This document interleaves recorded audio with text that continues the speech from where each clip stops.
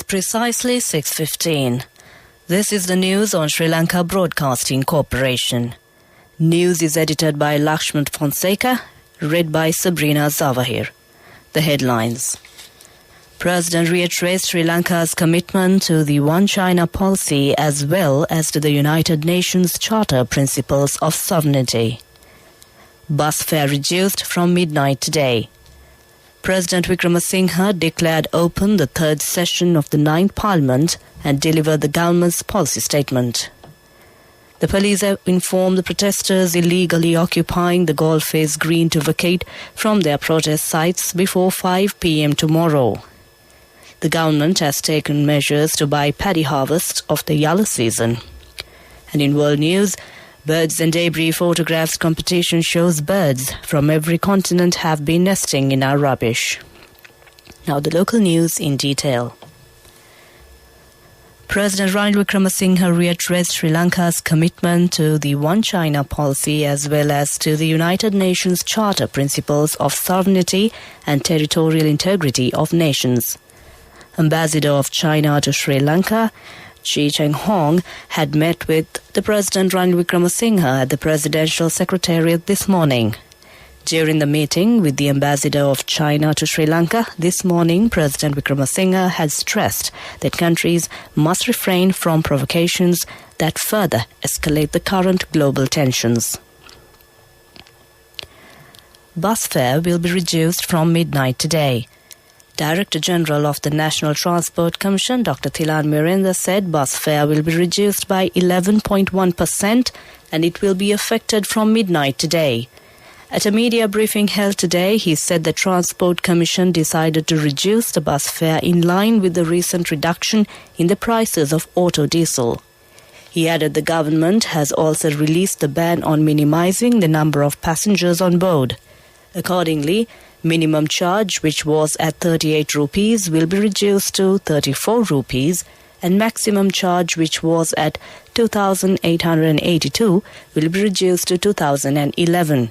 The National Transport Commission also informed the public to lodge complaints about bus conductors charging higher fares or not issuing tickets by contacting the NTC's 24-hour hotline 1955.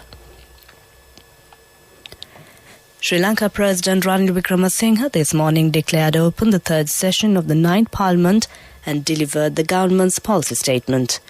Presenting the government's policy statement, President Wickramasinghe said that he is the president of all Sri Lankans and ensures that the rights of all sections of the society will be protected. The president has also invited all parliamentarians to join with the government to form an all-party government. Delivering his policy declaration, President had invited all political parties to actively engage to find solutions to review from current economic crisis. He said that today the country is facing an unprecedented situation the country had never faced in recent history. He added that the country could be free and be secured from that danger only if all the citizens faced the challenge together as one person. He also stressed the entire population's contribution with their own strength towards this effort of nation building. This news is brought to you by Sri Lanka Broadcasting Corporation. Continuing local news. The Colombo Fort Police has once again informed those occupying tents and temporary shelters at the Golf Face protest site to vacate the premises by 5 p.m. on August 5th. The Fort Police yesterday informed the protesters illegally occupying the Golf Face Green and surrounding areas to vacate from their protest sites before Friday. The police media unit said protesters had established unauthorized constructions and cultivated crops on land at Golf Face that belongs to the government or Urban Development Authority.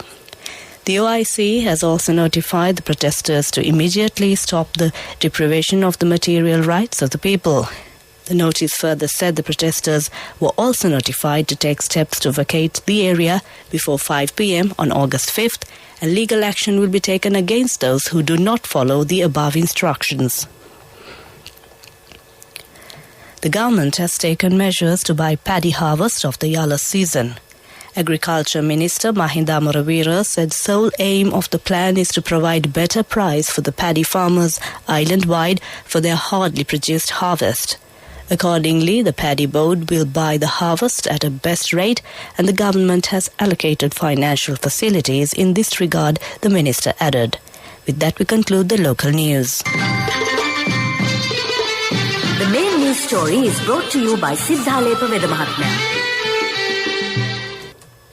Bus fares will be reduced from midnight today. Director General of the National Transport Commission, Dr. Thilan Mirinda, said bus fares will be reduced by 11.1% and it will be effected from midnight today. At a media briefing held today, he said the Transport Commission decided to reduce the bus fare as the price of auto diesel was reviewed and also the government has released the ban on minimizing the number of passengers on board. Accordingly, minimum charge, which was at 38 rupees, will be reduced to 34 rupees and maximum charge, which was at 2,882, will be reduced to 2,611. The National Transport Commission also informed the public to complain about malpractices done by bus conductors to the hotline 1955 of the National Transport Commission. That was main news. The main news story was brought to you by Siddhalepa Vedamahatmya. Watch Life is brought to you by A Strength to Your Life. CIB Janajaya Vasana has commenced. Valuable gifts and all bills are on 31st of October. Come to CIB today. The Sri Lanka College of Pediatricians has urged the government to take tangible measures to convince the public of the need to wear masks and adhere with health safety measures. They said the country is on a re-emergence of COVID with higher mortality and morbidity. President of the Sri Lanka College of Pediatricians said that they like to express their sincere concern in this matter as they may have to face a daunting situation if these much-needed preventive measures are not attended to urgently. That was Watchlight. A Strength to Your Life. CIB Janajaya Vasana has commenced. Valuable gifts and all bills are on 31st of October. Come to CIB today. Taking a look at the world news and the headlines of the world news. China is building up military pressure on Taiwan following Pelosi's visit. UN Secretary General says oil and gas companies are reaping more benefits in this critical juncture. Birds and debris photographed competition shows birds from every continent have been nesting in our rubbish. Now the world news in detail. China is building up military pressure on Taiwan following U.S. House Speaker Nancy Pelosi's visit. Pelosi left Taiwan on Wednesday after meeting with Taiwanese President Tsai Ing-wen.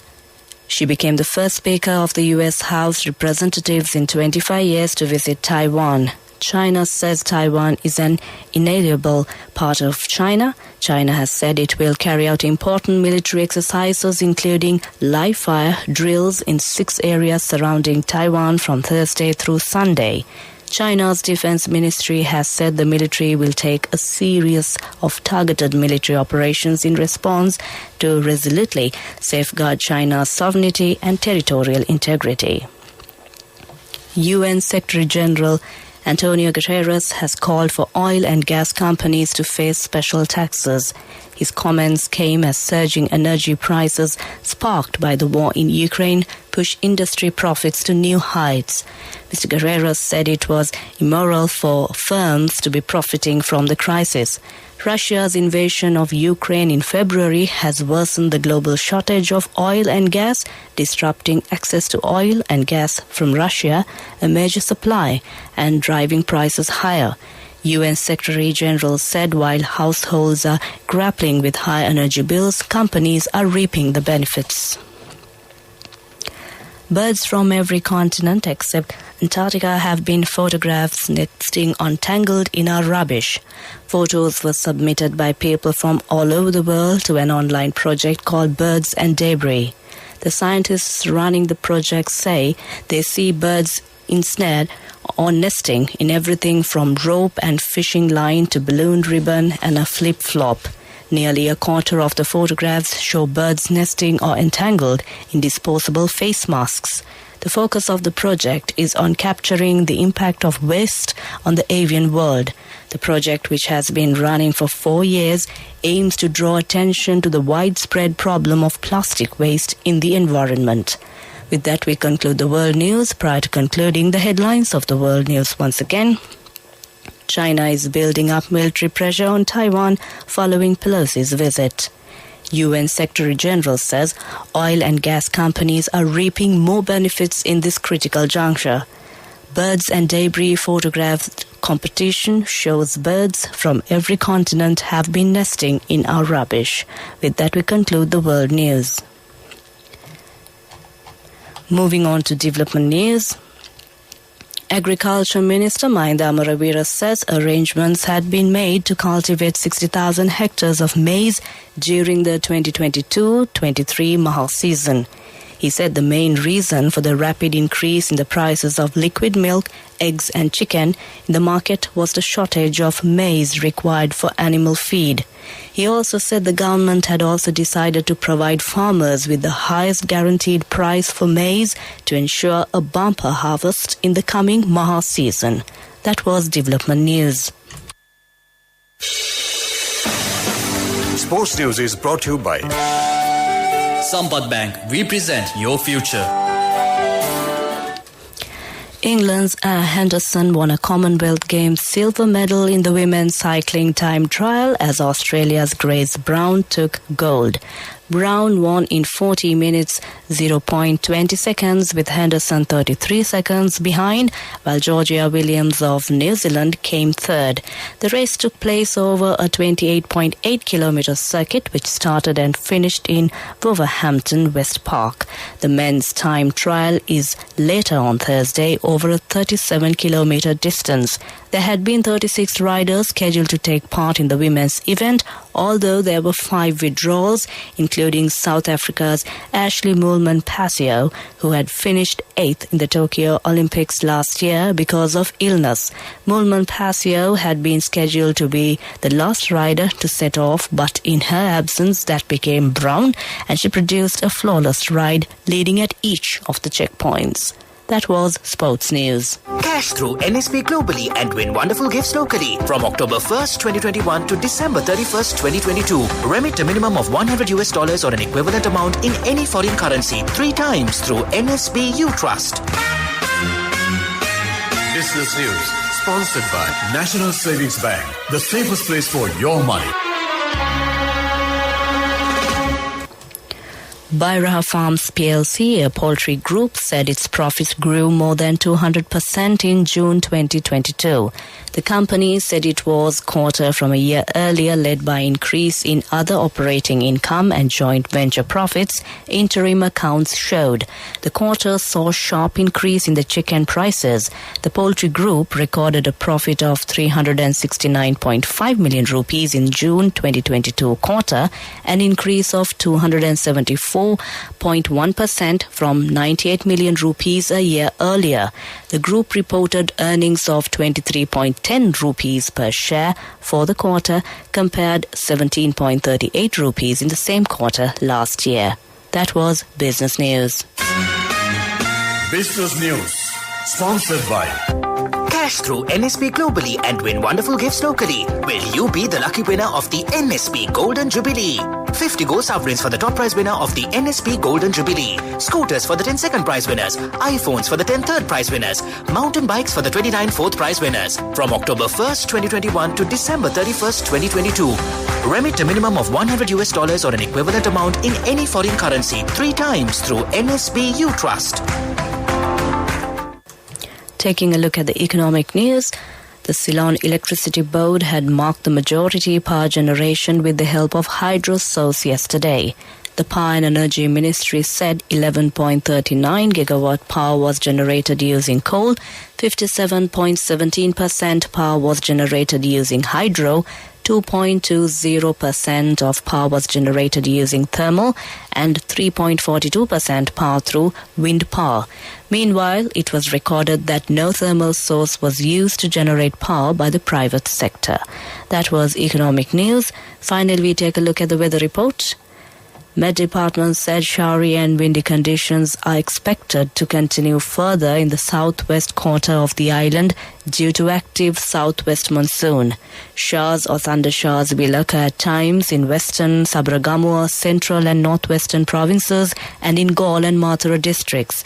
Heavy rainfalls about 100 millimeters can be expected at some places in Sabaragamuwa province and in Kandy and Nuwara districts. Several spells of showers may occur in northern and north central provinces. That was the weather report, and prior to concluding this bulletin of news, the headlines once again. President reiterates Sri Lanka's commitment to the One China policy as well as to the United Nations Charter principles of sovereignty. Bus fare reduced from midnight today. President Wickremesinghe declared open the third session of the 9th Parliament and delivered the government's policy statement. The police informed the protesters illegally occupying the Golface Green to vacate from their protest sites before 5 p.m. tomorrow. The government has taken measures to buy paddy harvest of the Yalla season. With that, we conclude the news.